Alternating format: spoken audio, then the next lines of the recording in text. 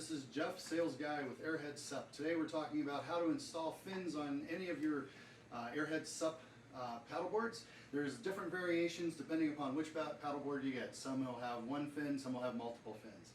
The largest fin goes in the center, the two smaller fins go to the outside, or three large fins depending upon which board. To start with, you'll notice there's a front and a rear.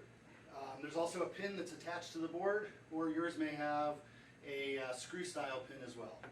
So what you do is you slide the pin into the slot, push down, slide backwards, insert the pin, and the pin will open on the other side.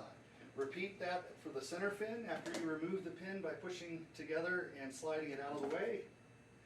Slide the front end, back portion down, slide the fin all the way to the back, insert the pin, and again opens on the other side. Now your fins are locked in place. Repeat on the third fin.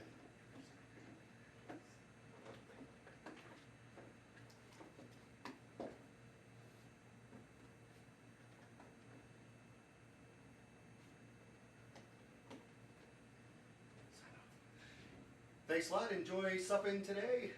We'll see you next time.